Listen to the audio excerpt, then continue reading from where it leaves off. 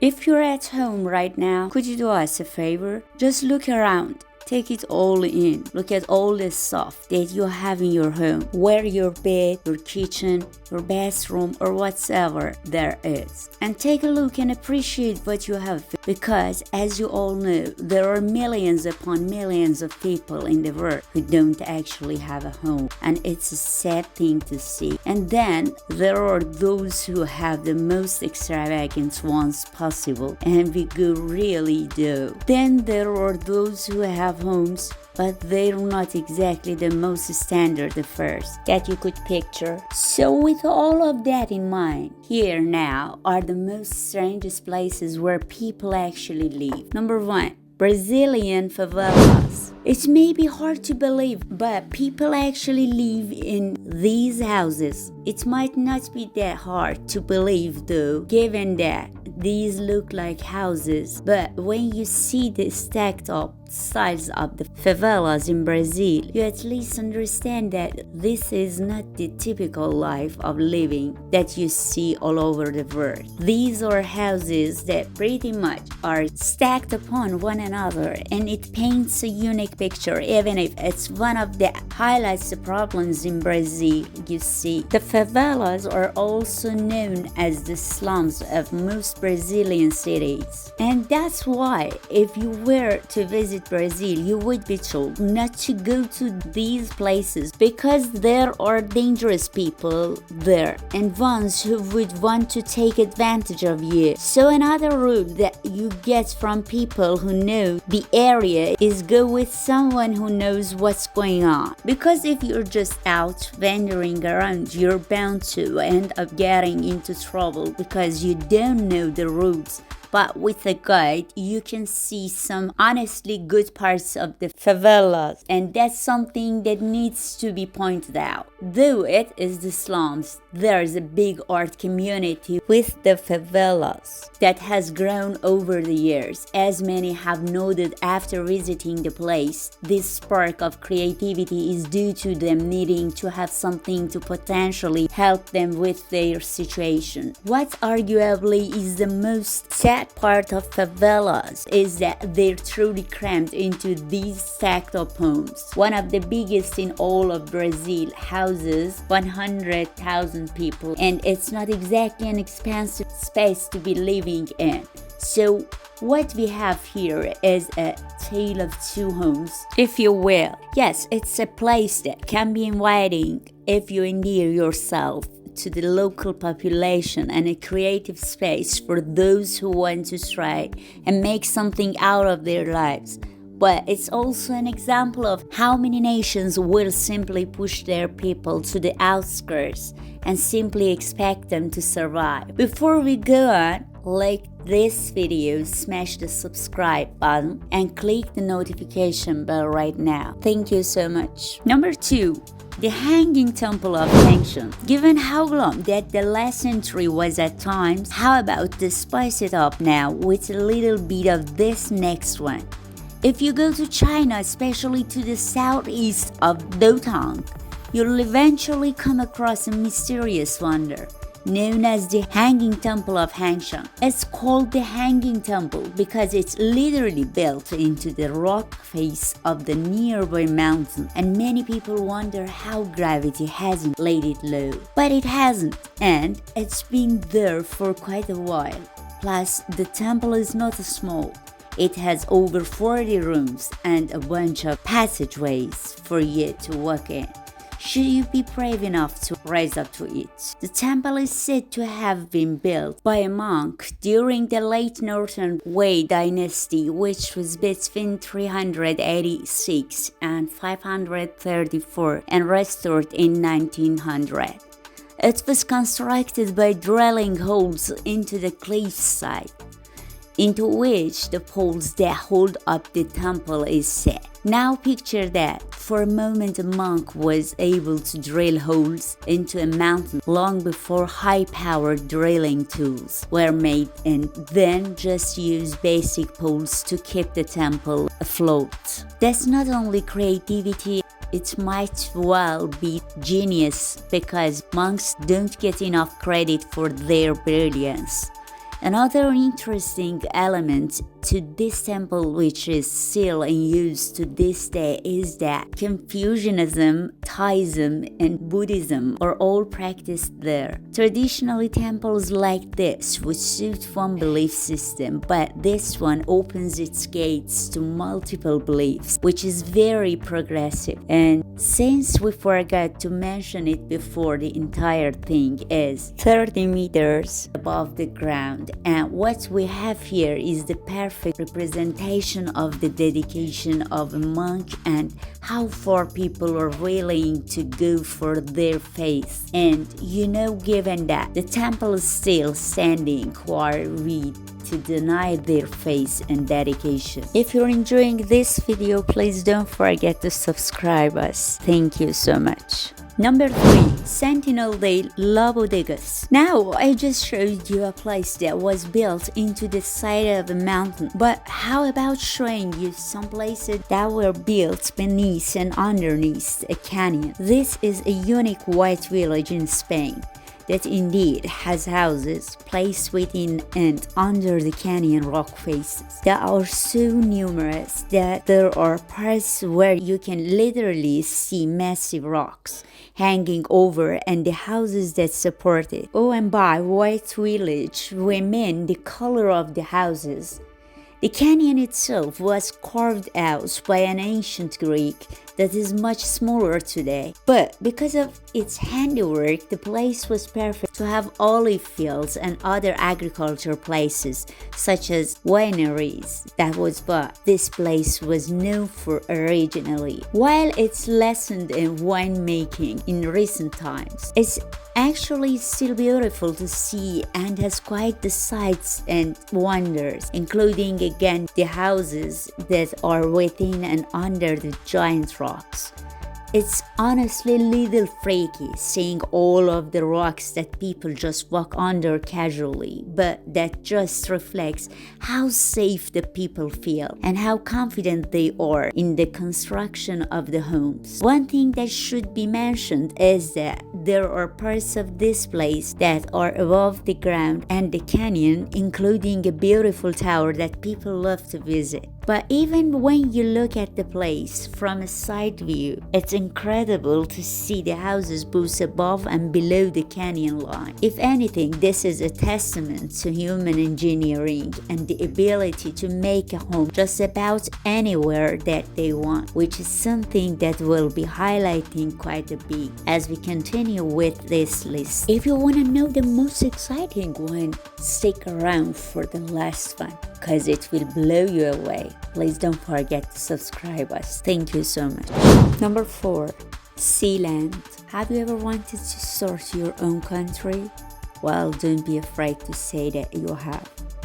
Because many of us have had dreams of ruling our own roots on a large scale and showcasing just how true leadership works. We all know some nations definitely need some better leaders, but in the case of Sealand, this is both a country, a principality, and a unique story of what some people decided to do with the floating military fortress. It all began in 1943 when the British government made Rough Tower, a floating military fort that was meant to help them during the Second World War. And eventually, once the war was over and the use for Rough's Tower ended, it was abandoned until a bunch of pirate radio people came in and began doing their own musical thing, which is pretty badass. Enter Major Patty Roy Bates. After evicting the pirate radio people, he decided to do things bigger and better by making the independent Principality of Sealand, and he was very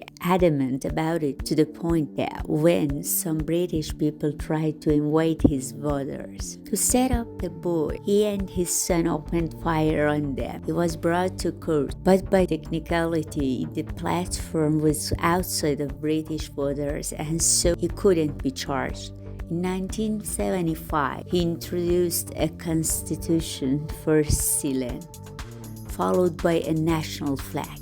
a national anthem, a currency, passports, and an immigration stamp. And it gets even weirder because there was a coup d'etat attempt to remove him and his family from power in Sealand, and that was actually fought up. And there are some places that recognize it as the world's smallest country.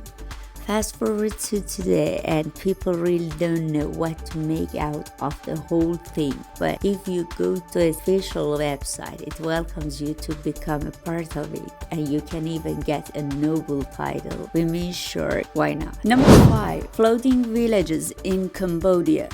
From a floating country to a set of floating villages, we now head over to Cambodia for another unique look at life. Specifically, we're gonna look at the people who live on Tonle Sap Lake and have literal floating homes through which they attempt to live, which is anything but easy. But why is that? Well, first up, the reason these villages exist was because of a regime change that was forcing the people of multiple ethnic backgrounds who were in the country for work to return home, except that they couldn't, and because they weren't legal residents of Cambodia, they couldn't buy land to try and live, and so they simply built homes out on the lake where they have just enough to survive and use the lake and its many resources to try and get by each and every day. They work on the lake, they sell goods on the lake, they travel and even wash themselves and their property in the lake's waters. And while many consider these floating villages to be a tourist attraction,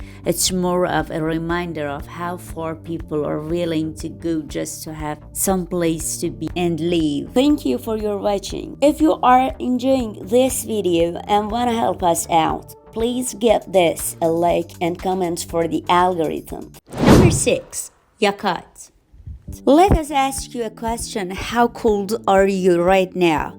Women, depending on which season and area that you're living in. You could be quite cold or not at all. But if you live in this place in Siberia, you wouldn't even know what warm was, cause it's the coldest city in the entire world. Now we know that Siberia is cold on its own, which is why it's not really one of the most populated places around. But here in this place, there are over 300,000 people who live there, which is insane to think about given the freezing temperatures. The reason they endure the cold is because there's a diamond mine there that needs workers and they get paid well enough to harvest them. But just how cold could it be? Well, about minus 60 degrees Celsius, if not colder. And yet, they persist, and apparently the people are quite proud that they are able to endure such harsh conditions, as it showcases their toughness and ability to overcome. While that is something to be respected, and we honor their ability to endure, we're really glad that we don't have to live there, because the cold, well, it's just terrible. If you're enjoying this video, please don't forget to subscribe us. Thank you. If you want to know the most exciting one, stick around for the last one, cause it will blow you away.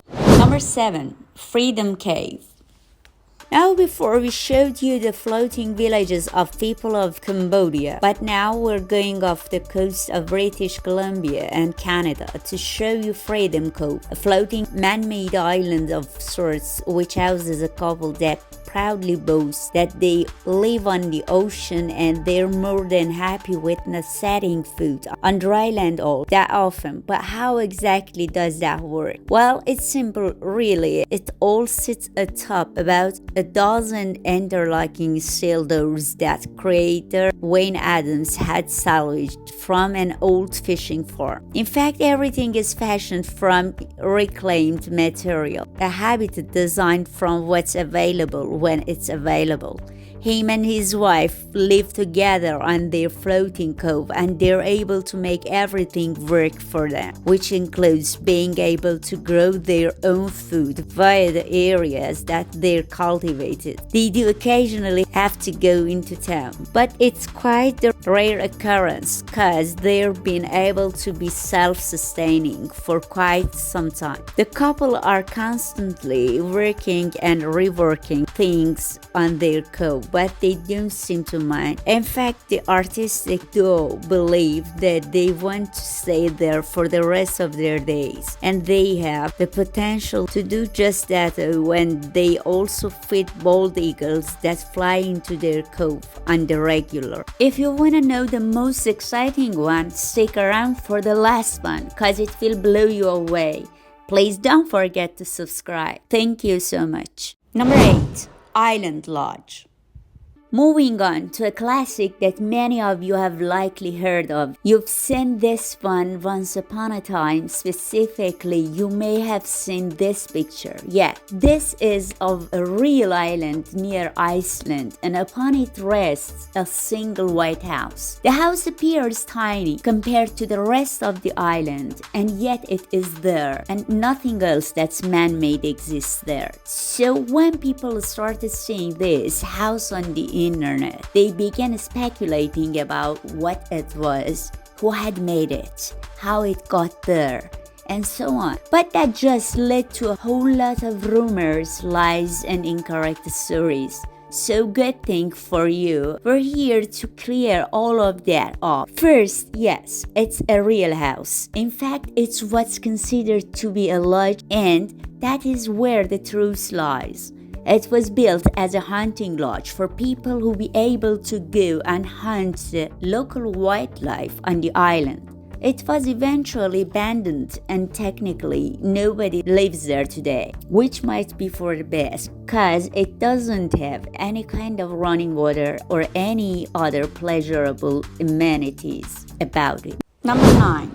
China's Cliff Village. Have you ever metaphorically felt that you were dangling off the side of a cliff? For some people in China, they go through that each and every day. This 200-year-old village was made famous, all thanks to its 800-meter ladders that the people, which includes the children, have to use to climb up and down the cliff in order to reach the rest of the world each and every day. Now, it's crazy to think that they've all lived up that high, but they did it, and they weren't poor either. It would just take them quite a long time to get up and down so that they could do what they had to do in order to live. Things eventually changed though when the Chinese government offered them new homes on the ground level, and they surprisingly accepted. They appear to be happy to not be living off of a cliff anymore. Number 10. Tunnels of Bucharest. The tunnels of Bucharest. In Romania, in the city of Bucharest, there are special tunnels that were once made for the city's heating system. Nothing wrong with that. But now the tunnels of Bucharest are home to a lot of people who are merely just trying to live, and it's been rather difficult for them. But as those who have ventured down into the tunnels would note, while life can be hard there, it's also rather safe, not discriminating, and there is a sense of trying to help one another to make it to the next day. Believe it or not, these are not the only tunnels in the world that house people. A lot of people love to go to places like this as a safe haven because it's the only option available to them. It's hard to think about, but that's what some people have to do in order to live. So, which of these was your favorite fact? Let us know in the comments below. Also, don't forget to like, share, comment, subscribe, hit that notification bell, and check out our social medias. Thanks for your watching. Take care.